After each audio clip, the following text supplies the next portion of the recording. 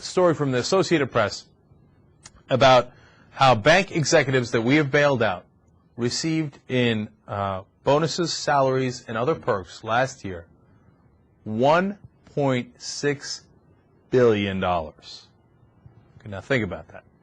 This is not an enormous number of folks. That was the first thing I looked for in the story. It's only 600 people. This is last year in 2007. Now, of course, everything hit the fan in 2008, but we already knew there was trouble in 2007. But apparently that trouble and the dipping stock prices and the signs of the trouble ahead didn't dissuade these banks from giving away $1.6 billion in bonus and salaries. They then turned around and asked that money from us this year. They said, oh, sorry, we blew it. We need hundreds of billions of dollars in bailout. Well, can we get that $1.6 billion back from the people who caused the mess? Who were rewarded excessively for causing this mess? No. That would be un-American. No, that money's gone already. It's already invested in their yachts and their mansions and their cars, quite literally, as I will explain. So 600 guys get $1.6 billion in 2007. These 116 banks have so far received from us, the taxpayer, just nothing else, just taxpayer money going straight to the banks, $188 billion. Now, here is some of the perks and the salaries that some of these folks got. Goldman Sachs was bailed out to the tune of $10 billion. So what did the people running Goldman Sachs get last year? Well, the CEO, Lloyd Blankfein, got $54 million in compensation. The top 5 executives of Goldman Sachs got $242 million. Then we had to give them $10 billion. But they already took $242 million home. It's gone. It's in their pocket. That's what they got for running it. Now, Goldman Sachs isn't running to the ground, to be fair. It's one of the healthier ones. But they got a $10 billion bailout. Wasn't that healthy? So they took our money and they transferred it over to them. And if this doesn't make your blood boil, you're an idiot. Because they're robbing you and you're sitting there going, oh, man, I guess they should have. Huh? They're so smart. Oh, yeah, take my money. Yeah, take $242 million for 5 guys. If they don't take any of our money, they can charge any damn thing they like. They can give themselves any kind of salary they like. And if you're a shareholder of Goldman Sachs because they went public, then you're a sucker.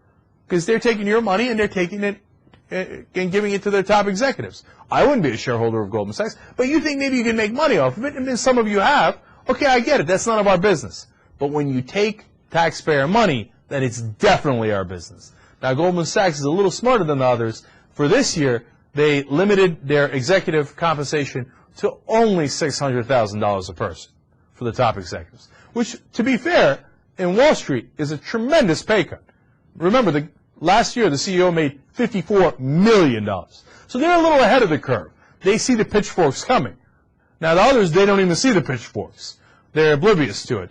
But still, Goldman Sachs does not have a leg to stand on when they take a $10 billion bailout. Now, how about Capital One Financial? They took $3.5 billion off the American taxpayers. Well, they paid their chairman last year, Richard Fairbank, $17 million in stock options. Now, stock options, in my mind, indicates that your business is doing well, and you're rewarding your CEO because of how well he's doing. He got $17 million, and then turned around the next year and said, oh, by the way, the whole thing's bankrupt. We need a bailout. We're in tremendous trouble. Hey, how about you give us the $17 million back then? No, of course, he's not going to do that.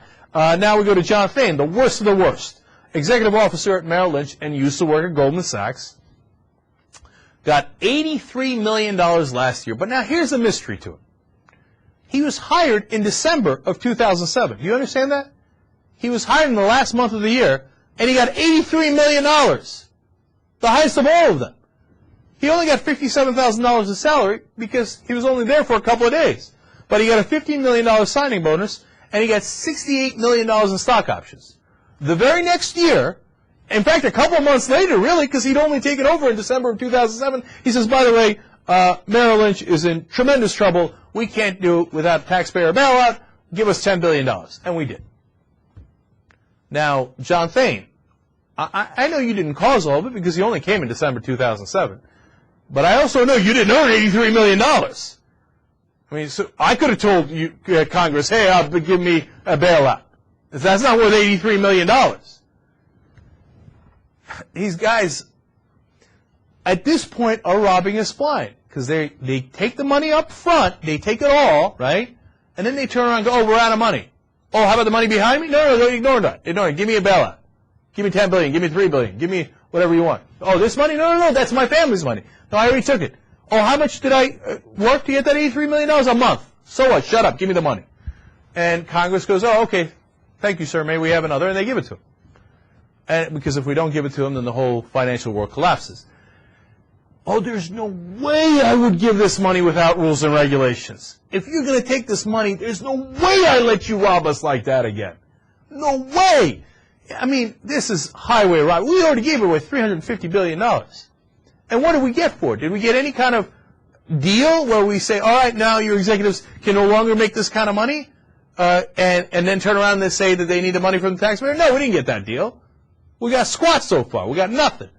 And did the whole financial sector get stabilized? Not really. All right, I got more for you, then. Now, it might have been worse otherwise. That's what they always tell us. And look, economists we respect, like Paul Krugman tells us that. But even if you have to do it, you got to make sure it doesn't happen again. Because otherwise, we will repeat this cycle, and we will get robbed all over again. And then, the next time around, I'll say, all right, you had it coming.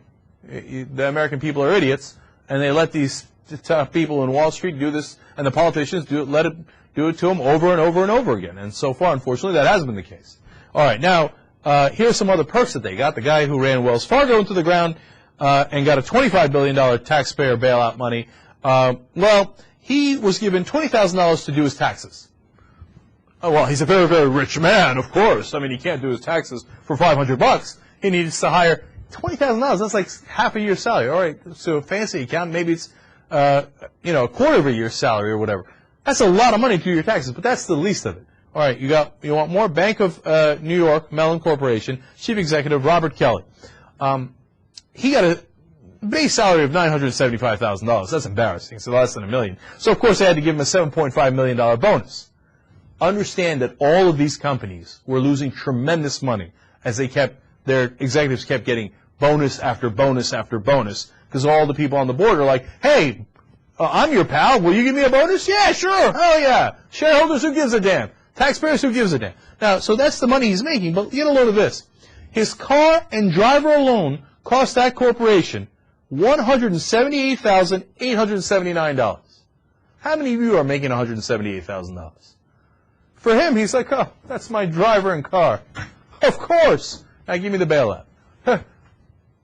Jeeves, do pull up the car, please. Kelly also received $846,000 in relocation expenses. He didn't get $846,000 to buy a new home. He just got $846,000 to move from one home to another. And then they asked for money from us. Goldman Sachs, for each one of their executives, they spent $233,000 a year for just their cars. Take a damn cab. Take a cab and save the taxpayers some money. You're in New York. I know how it is. The cabs are fine. $233,000 per executive just for going around Manhattan.